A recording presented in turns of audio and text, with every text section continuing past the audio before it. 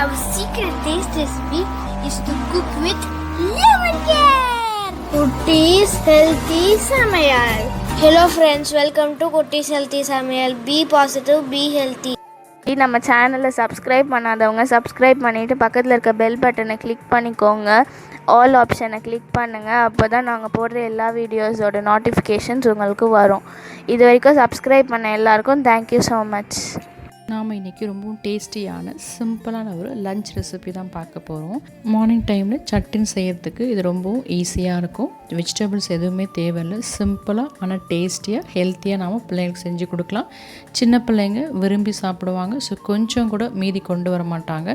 வாங்க அது எப்படி செய்யுதுன்னு பார்த்துக்கலாம். இதுக்காக நான் ஒரு குக்கர் வச்சுக்கிறேன். இதில் தேவையான அளவுக்கு, அதாவது ஒரு 3 டேபிள் ஸ்பூன் அளவுக்கு எண்ணெய் ஆட் பண்ணிக்கிறேன். இதில் கொஞ்சமாக நான் ஸ்பைசஸ் ஆட் பண்ணிக்கிறேன். அதாவது 2 கிராம்பும் பட்டை துண்டுகள் 2, அது கூடவே ஆஃப் சைஸ் அளவுக்கு ஸ்டார் ஃப்ளவர் ஆட் பண்ணிக்கிறேன். ஸ்பைசஸ் வேண்டாம்னு நீங்கள் ஸ்கிப் பண்ணிக்கலாம், இது ஆப்ஷனல் தான். அடுத்த இது கூட 4 வரமிளகாயும் கொஞ்சமாக கருவேப்பிலை இலைகள் ஆட் பண்ணிக்கிறேன். இது 1 நிமிஷம் அளவுக்கு நம்ம இப்படி வதக்கி விட்ட பிறகு இது கூட ஒரு 12 பல்லு பூண்டு க்ரஷ் பண்ணி வச்சுருக்கேன், இதை ஆட் பண்ணிக்கலாம். இதுக்கு பூண்டு அதிகமாக ஆட் பண்ணிங்கன்னா டேஸ்ட் ரொம்ப நல்லாயிருக்கும், ஃப்ளேவரும் ரொம்ப சூப்பராக இருக்கும். இப்படி வதக்கும் போதே வீடே மணக்கும், அந்தளவுக்கு ஃப்ளேவர் ரொம்ப சூப்பராக இருக்கும். அதனால தான் மசாலா பொருட்கள் குறைவாக ஆட் பண்ணேன். நீங்கள் வேண்டான்னா கூட ஸ்கிப் பண்ணிக்கலாம். அடுத்த இது கூட 1/2 ஸ்பூன் அளவுக்கு சோம்பு ஆட் பண்ணிக்கிறேன். பூண்டோடு சேர்த்து 2 மினிட்ஸ் மட்டும் நம்ம இதை வதக்கி விட்டுக்கலாம். அடுத்ததாக இது கூட ஒரு பெரிய சைஸ் வெங்காயம் நீளமாக கட் பண்ணி ஆட் பண்ணிக்கிறேன். இது நல்லா வதங்கி வரணும். அதுக்காக இது வதங்கிறதுக்காக இதுக்கு தேவையான அளவுக்கு உப்பு ஆட் பண்ணிக்கலாம். உப்பு ஆட் பண்ணி நல்லா வதக்கி விட்டுக்கலாம். இது 10 நிமிஷத்துலேயே இந்த லஞ்ச் ரெசிபியை நம்ம ரெடி பண்ணிக்கலாம்.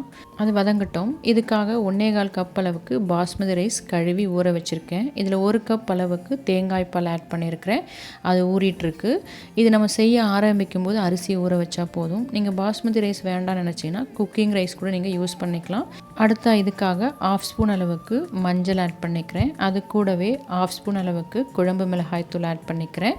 இதோட காரம் உப்பு எல்லாமே உங்கள் டேஸ்ட்டுக்கு ஏற்றாப்பில் கூட குறைய ஆட் பண்ணிக்கோங்க. இப்படி நல்லா நம்ம மிக்ஸ் பண்ணி விட்டுக்கலாம். இது கொஞ்சம் பச்சை வாசனை போகிற வரைக்கும் மிக்ஸ் பண்ணி விட்ட பிறகு இது கூட 1/4 கப் அளவுக்கு புளி கரைச்சி தண்ணி எடுத்திருக்கேன். அதாவது சின்ன நெல்லிக்காய் சைஸ் அளவுக்கு புளி எடுத்து அதை கரைச்சி தண்ணி வச்சுருக்கேன். அதை நம்ம ஆட் பண்ணிக்கலாம்.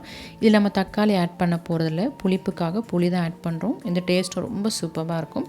இதெல்லாம் மிக்ஸ் பண்ணி விட்ட பிறகு இது கூட நாம் 1/2 கப் அளவுக்கு தேங்காய் பால் ஆட் பண்ணிக்கிறேன். ஏற்கனவே 1 கப் தேங்காய் பால் அரிசியில் ஊற வச்சுருக்கேன். டோட்டலான இதுக்கு 1/2 கப் அளவுக்கு தேங்காய் பால் எடுத்திருக்கேன். அது கூட 1/2 கப் அளவுக்கு தண்ணியும் ஆட் பண்ணி 1/4 கப் அளவுக்கு புளி தண்ணி ஆட் பண்ணியிருக்கேன். டோட்டலாக பார்த்தீங்கன்னா 2.25 கப் அளவுக்கு தண்ணி ஆட் பண்ணியிருக்கேன். 1.25 கப் அரிசிக்கு 2.5 கப் நம்ம ஆட் பண்ணோம். நான் 1/4 கப் குறைவாக தண்ணி ஆட் பண்ணியிருக்கேன். அப்போ தான் நமக்கு உதிரி உதிரியாக சாஃப்டாக இருக்கும் சாதம். இப்போ எல்லாத்தையும் மிக்ஸ் பண்ணி விட்ட பிறகு அரிசியும் ஆட் பண்ணி கொஞ்சமாக நம்ம மிக்ஸ் பண்ணிக்கலாம். அரிசி உடஞ்சி போகாமல் லைட்டாக மிக்ஸ் பண்ணி விட்டுக்கலாம். நீங்கள் குக்கிங் ரைஸ் ஆட் பண்ணிங்கன்னா அதுக்கேற்ற போல் தண்ணி ஆட் பண்ணிக்கோங்க. பாஸ்மதி ரைஸ்க்கு இந்த அளவு தண்ணி கரெக்டாக இருக்கும். இப்போ ஜென்டலாக ஒரு மிக்ஸ் கொடுத்த பிறகு நம்ம குக்கரை லைட்டாக க்ளோஸ் பண்ணி வச்சிங்கன்னா தண்ணி அதிலே வடிஞ்சு உங்களுக்கு அரிசி தெரிகிற அளவுக்கு வந்துடும். அதுக்கப்புறமா குக்கர் மூடி ஃபுல்லாக க்ளோஸ் பண்ணி வெயிட் போட்டுக்கலாம். வெயிட் போட்டு சிம்மில் வச்சுட்டு 5 to 7 மினிட்ஸ் நீங்கள் வேக வச்சாலுமே நமக்கு உதிரி உதிரியாக சாதம் கிடச்சிரும். இது போல் செஞ்சிங்கன்னா பிகினர்ஸ் கூட சாதம் குழஞ்சி போகாமல் தீஞ்சு போகாமல் இது போல் உதிரி உதிரியாக மிக்சர் ரைஸ் செய்யலாம். இப்போ குக்கர் ஓப்பன் பண்ண பிறகு கொஞ்சமாக நம்ம கொத்தமல்லி இலைகள் ஆட் பண்ணிக்கலாம். இப்போ நல்லா மிக்ஸ் பண்ணி விட்டு சர்வ் பண்ணிக்கலாம். எந்த மிக்சர் ரைஸ் செஞ்சாலும் பிரியாணி செஞ்சாலும் எல்லாத்தையும் ஆட் பண்ண பிறகு குக்கர் மூடியை லைட்டாக க்ளோஸ் பண்ணி வச்சிங்கன்னா அதிலே உங்களுக்கு ஒரு 75% அளவுக்கு வெந்து அரிசி உங்களுக்கு மேலே தெரியும். அப்போ குக்கர் மூடி எடுத்துகிட்டு நீங்கள் திரும்ப ஒரு மிக்ஸ் கொடுத்து ஃபுல்லாக க்ளோஸ் பண்ணி வெயிட் போட்டு விட்டுருங்க. 5 to 7 மினிட்ஸ் லோ ஃப்ளேமில் நீங்கள் வச்சாலுமே உதிரி உதிரியான சாதம் சூப்பராக உங்களுக்கு கிடைக்கும். இது பிரியாணிக்கும் இந்த மெத்தடை ஃபாலோ பண்ணுங்கள். கண்டிப்பாக பிகினர்ஸ் கூட ஈஸியாக சூப்பராக செஞ்சுக்கலாம். ஸோ நீங்களும் இது போல் செஞ்சு கொடுங்க, செம்ம டேஸ்ட்டாக இருக்கும். எல்லாருமே விரும்பி சாப்பிடுவாங்க. நீங்களும் செஞ்சு பார்த்துட்டு உங்கள் டேஸ்ட் உங்கள் எக்ஸ்பீரியன்ஸ் எங்களுக்கு கமெண்ட் பண்ணுங்கள். மறக்காமல் லைக் பண்ணுங்கள், ஃப்ரெண்ட்ஸ் அண்ட் ஃபேமிலிக்கு ஷேர் பண்ணுங்கள், தொடர்ந்து சப்போர்ட் பண்ணுங்கள். தேங்க்யூ. Yummy tasty. நீங்களும் ட்ரை பண்ணுங்கள், என்ஜாய் பண்ணுங்கள், ஹெல்த்தியாக இருங்க.